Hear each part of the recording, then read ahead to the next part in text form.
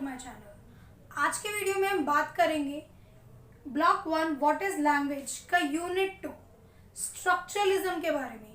Structuralism एक काफ़ी बड़ा और मुश्किल टॉपिक माना जाता है, तो मैं पूरी कोशिश करूंगी कि इस वीडियो में आपको इसके बारे में समझा सकूं। तो गाइस, इस वीडियो को एंड तक ज़रूर देखें ताकि टॉपिक आपको समझ में आए।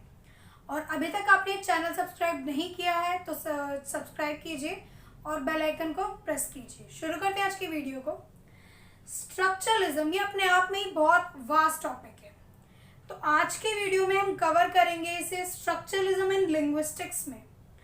बेसिकली जो स्ट्रक्चरलिज्म था ये न्यू क्रिटिसिज्म में भी आया था, एंथ्रोपोलॉजी और लिंग्विस्टिक्स ये तीनों ही फील्ड्स में आया था। इसका इन्फ्लुएंस ज़्यादा बढ़ा था 1950s एंड 1960s में। इसकी शुरुआत जो सबसे पहले की थी वो फ्रांस में की थी, फर्डिनेंड डी सेश्योर नाम के एक स्विस लिंग्विस्टिक ने। उन्होंने इसे इंट्रोड्यूस किया था। Structuralism means structure. स्ट्रक्चरलिज्म जैसा कि हमें वर्ड से ही पता चल रहा है, स्ट्रक्चर किसी भी चीज का structure. It is a study of human culture, structure, thoughts, feelings and beliefs. ये बेसिकली एक स्टडी है पूरे ह्यूमन स्ट्रक्चर के बारे में, उसकी स्टडी के बारे में।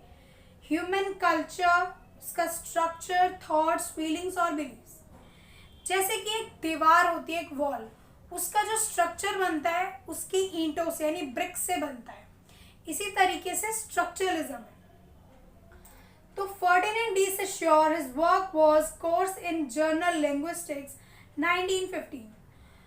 तो फर्डिनेंड ने इसके बारे में अपनी एक बुक में बताया था जिसका नाम था कोर्स इन जर्नल लिंग्विस्टिक्स, जो कि लिखी गई थी 1915 में, और बाद में उन्होंने इसे 1959 में इंग्लिश में ट्रांसलेट किया था। इसमें सेश्योर ये कहते हैं कि जो वर्ड्स का जो मीनिंग होता है वो टाइम के साथ चेंज हो जाता है। यानी आज जो वर्ड्स का मीनिंग है वो पहले कुछ और होता था और आज कुछ और होता है। यानी वक्त के साथ साथ जो वर्ड्स का मीनिंग है वो चेंज होता रहता है। जैसे कि फेयर, फेयर वर्ड का यूज हम आजकल उतना नहीं करते हैं, इसकी जगह ब्यूटीफुल या हैंडसम वर्ड का यूज करते हैं। तो स्ट्रक्चरलिज्म टॉपिक में हमारा फर्स्ट पॉइंट आता है structural functional linguistics, the Saussurean principles. इसमें हम सेश्योर के प्रिंसिपल्स के बारे में जानेंगे। He divided language in 2 parts. उन्होंने लैंग्वेज को 2 पार्ट्स में डिवाइड कर दिया था। पहला था लैंग और दूसरा था parole. Langue means language system, यानी लैंग्वेज का सिस्टम, सिस्टम और structure of a language. Langue यानी किसी भी लैंग्वेज का एक सिस्टम या फिर स्ट्रक्चर, जैसे कि सेट ऑफ रूल्स, बेसिकली एक रूल्स, एक सिस्टम के बारे में। जैसे कि 2 × 1 = 2, 2 1 जा 2, ठीक है। इसे हम एक टूल की तरह यूज करते हैं टेबल में।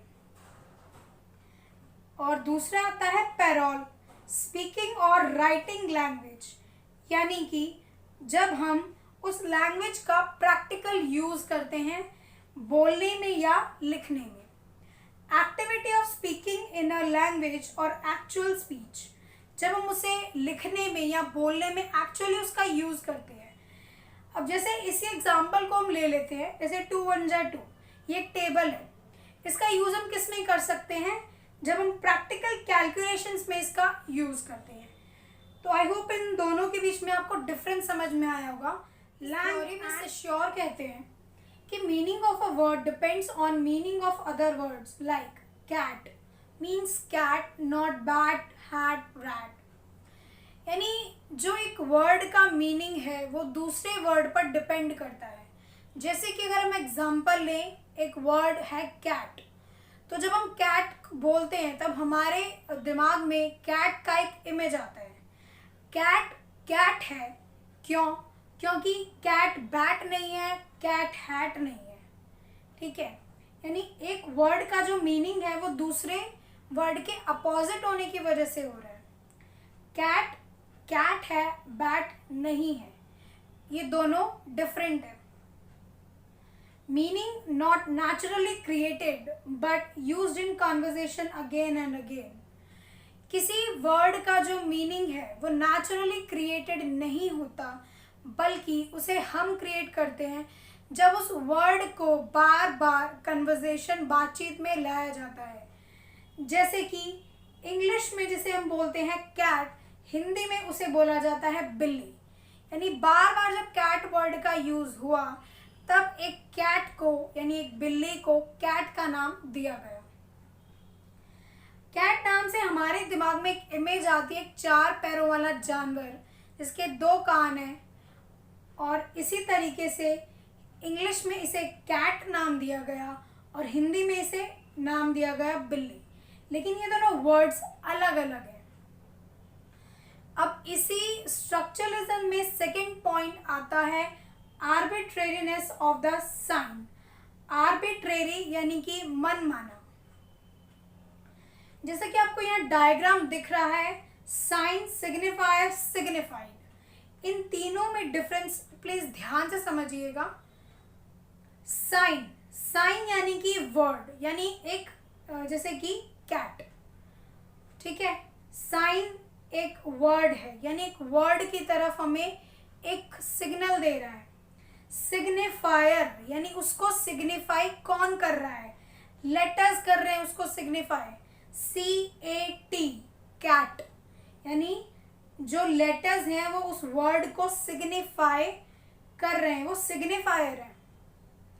और सिग्निफाइड यानी सिग्निफाइड क्या है, उसका मीनिंग है कैट। कैट मीन्स एक एनिमल जिसके 4 पैर है। तो साइन यानी कि वर्ड, सिग्निफायर यानी कि लेटर्स जो उस वर्ड को सिग्निफाई कर रहे हैं, और सिग्निफाइड यहाँ पर क्या हुआ, मीनिंग।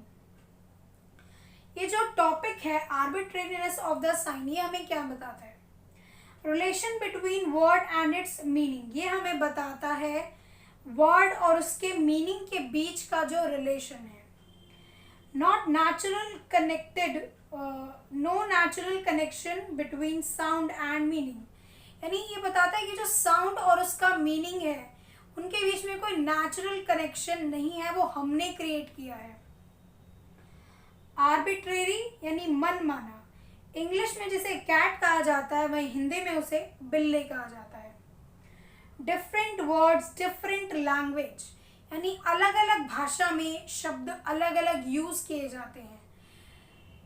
जैसे इंग्लिश में इसे कैट कहा जा रहा है, हिंदी में बिल्ली कहा जा रहा है, उसी तरीके से जर्मन में इसके लिए अलग वर्ड होगा, फ्रेंच में अलग होगा, उर्दू में अलग होगा। इसी तरीके से अलग अलग लैंग्वेजेस में अलग अलग वर्ड्स का यूज किया करके एक वर्ड को सिग्निफाई किया जाता है। Words don't tell reality. Words हमें किसी भी चीज के रियलिटी नहीं बताते। Words have no real connection with their meaning. Words का उनके मीनिंग के साथ रियल कनेक्शन नहीं होता, वो अलग अलग लैंग्वेज पर डिपेंड करता है। Later in 1960s, anthropologist Claude Lévi-Strauss adopted this। यानी 1960s में जो एक फेमस एंथ्रोपोलॉजिस्ट थे जिनका नाम था क्लॉड लेवी स्ट्रॉस, उन्होंने सेश्योर के इन प्रिंसिपल्स को एडॉप्ट। रोम और यूरोप में भी काफ़ी फैला था। रोम में इसे जाना जाता है रोमन स्ट्रक्चरलिज्म के नाम से, और अमेरिका में से जाना जाता है अमेरिकन स्ट्रक्चरलिज्म के नाम से। इसी के साथ ये जो टॉपिक है वैसे तो बहुत वास्ट है, बट इस वीडियो को हम आज यहीं पर एंड करते हैं। बाकी जो इसका टॉपिक है वो हम नेक्स्ट वीडियो में डिस्कस करेंगे। आई होप आपको ये टॉपिक समझ में आया होगा। वीडियो अच्छा लगा तो चैनल को सब्सक्राइब, लाइक एंड शेयर करें। Keep smiling, keep learning, keep growing, never stop learning because life never stop teaching. Thanks for watching.